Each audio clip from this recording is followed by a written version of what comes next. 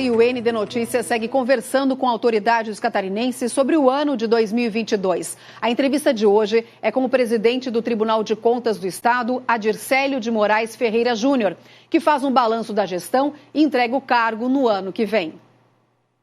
Olá, Yudiane, boa noite para você. Hoje eu converso com o presidente do Tribunal de Contas do Estado de Santa Catarina, senhor Adircélio de Moraes Ferreira Júnior. Boa noite. Presidente, chegando ao fim, 4 anos de mandato, qual que é essa avaliação sobre esse período? Olha, um período de muitos desafios, né? Bastante dificuldade, mas ao mesmo tempo de muitas realizações. Então, de certa forma, é muito gratificante chegar ao final desse período, aí, meu segundo mandato à frente de uma instituição como o Tribunal de Contas do Estado de Santa Catarina, motivo de muita honra para nós. Eu tenho certeza que com o envolvimento de todos os nossos membros, diretores e servidores, eu penso que nós conseguimos fazer muito mais do que esperávamos, mas menos do que gostaríamos. Mas faz parte, enfim, e é um processo contínuo, né? Eu tenho certeza que o próximo presidente, o conselheiro Ernesto Nadal, que toma posse em fevereiro do ano que vem, já vai conseguir implantar os seus projetos e dar continuidade àqueles que estão em andamento, que não são projetos do presidente Adircélio, mas sim são projetos institucionais e que contaram com a participação de todos os membros e servidores da casa. Algum projeto, alguma ação que não conseguiu realizar nesse período? Olha, nós temos desafios como estabelecer prazos para trazer mais celeridade às tramitações processuais e procedimentais, né? Enfim, é um desafio que nós temos pela frente. Temos que recompor ainda mais a nossa capacidade de pessoal. Nós conseguimos, ao longo do último ano, desse último ano que está encerrando, realizar um concurso público e fazer nomeação de 70 novos servidores, auditores fiscais de controle externo, algo que queríamos ter feito já no primeiro mandato, mas que em função da pandemia não foi possível realizar o certame, reunir o pessoal para fazer uma prova, os candidatos, mas conseguimos fazer agora. Então esse é um desafio, né, essa recomposição, que é importante não só para que nós possamos recompor a nossa força de trabalho, mas acima de tudo para oxigenar o nosso quadro pessoal, trazendo pessoas novas, com novas mentalidades e propiciar essa sinergia entre o antigo e o mais novo. Uma das atribuições do Tribunal de Contas é analisar as contas dos municípios catarinenses. Como é que estão os nossos gestores nesse contexto? Olha, de uma maneira geral, apesar de todas as dificuldades que tivemos, a gestão pública catarinense ela tem sido exemplo em comparação com os demais estados da federação. É claro que isso é um processo de aprimoramento e de maturidade e de desenvolvimento contínuos. Eu tenho defendido que o controle ele tem que atuar cada vez mais como parceiro do bom gestor. E aí nós temos, felizmente, a maioria dos gestores públicos são pessoas bem intencionadas.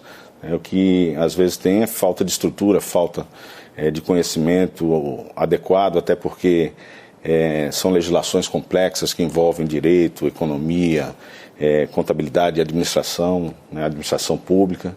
Então o tribunal ele tem que, de certa forma, deslocar, e eu acho que esse tem sido um dos grandes méritos dos avanços que tivemos nos últimos anos, deslocar o foco do controle. Antes o controle estava muito focado no momento a posteriori e também com viés protetivo repressivo, muito punitivo. E hoje o que nós temos cada vez mais enfatizado junto aos nossos servidores, enfim, junto aos nossos membros?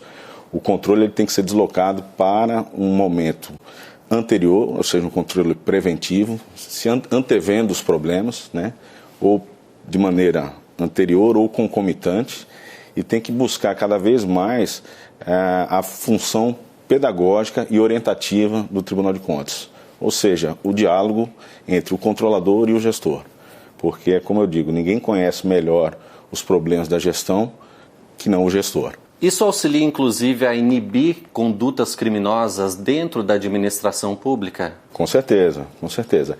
Esse tipo de abordagem ela funciona muito bem para, como eu disse, os bons gestores, aqueles que estão bem intencionados.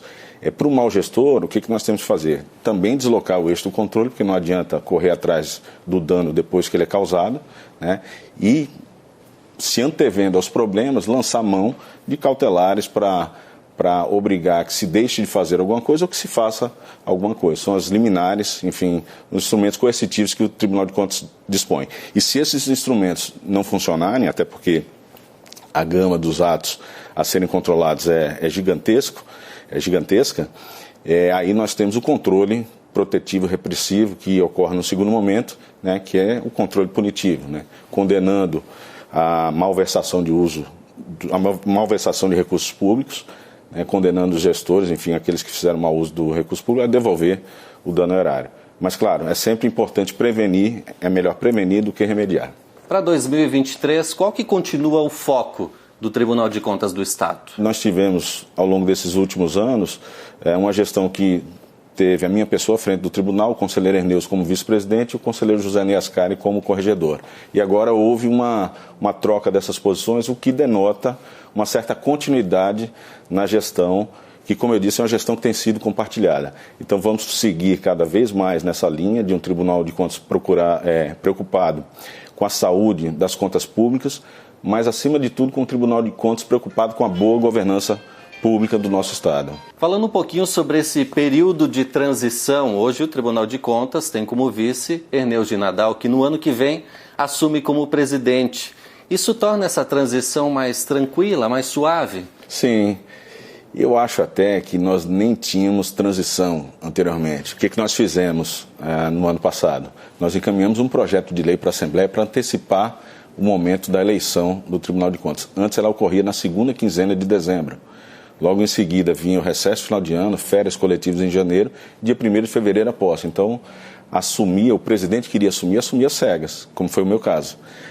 E já por ter passado por essa experiência, eu propus aos membros do plenário que nós antecipássemos a eleição, de forma que nós fizemos na primeira quinzena de setembro, e aí com isso nós temos até o final do ano 3 meses para fazer uma transição segura, enfim, que a gente possa justamente dar continuidade àqueles projetos que estão em andamento e dar início aos projetos do futuro presidente. Então, eu penso que tem sido uma experiência muito exitosa, graças à aprovação de um projeto de lei que mandamos no final do ano passado para o Parlamento catarinense. E onde encontraremos o senhor a partir do ano que vem? Aqui, no próprio Tribunal de Contas, eu estarei realizando a função de corregedor-geral da Casa, colaborando com a gestão naquilo que o conselheiro Erneus e o conselheiro José Ney Ascari precisarem. Enfim, podem nos encontrar aqui. Obrigado, presidente, pela entrevista. Eudiane, eu volto com você aí no estúdio. Obrigada, Luan. A entrevista de amanhã aqui no ND Notícias é com o procurador do Ministério Público do Estado, Fernando da Silva.